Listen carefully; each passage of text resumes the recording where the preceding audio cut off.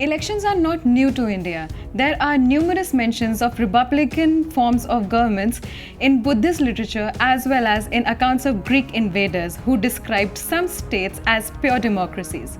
You are watching Election Stories and I am Vidushi Gaur. Elections in India are not a new phenomenon or a new concept born in the modern times.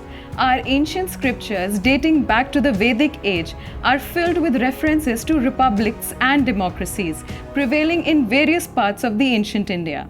Ancient historians have recorded graphic details of the people choosing their own heads, Ganpatis, of the great Vaishali Ganrajya, thousands of years back, to lead them in the times of peace and war. They were assisted by other wise men and noble in their decision making. Tracing the history of elections and evolution of representative governments in India, the Election Commission of India observed in its report after the first general elections in independent India in 1951. The report said republican forms of government exist in many parts of ancient India.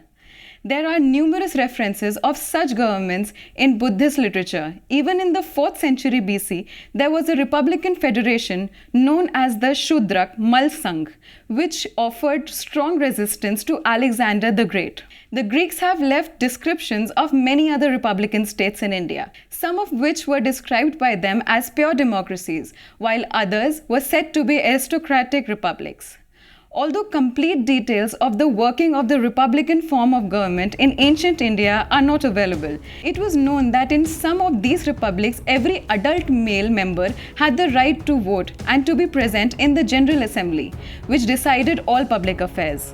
With the increase of population and growing complexities of the social structure, it became difficult for all citizens to assemble at one place for the purpose of deliberation, and gradually this resulted in the evolution of some kind of representative government. We find numerous references to elections, referendum, voting, ballot papers, etc. in the history of ancient India. A vote was known as chand, which literally means a wish. This expressive term was used to convey the idea that by voting a member was expressing his free will and choice. We also find descriptions of the methods of collection of votes of citizens who could not be present at the meeting of the assembly. For purposes of voting in the assembly, there used to be a multicolored voting ticket called shalaks, that is pins. These were distributed to members when a division was called and were collected by a special officer of the assembly known as the Shalak Grahak, collector of the pins.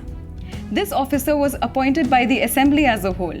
It was his duty to take the vote, which could be either secret or open. I will be back with more such interesting stories of elections. Till then, stay tuned. Jai Hind.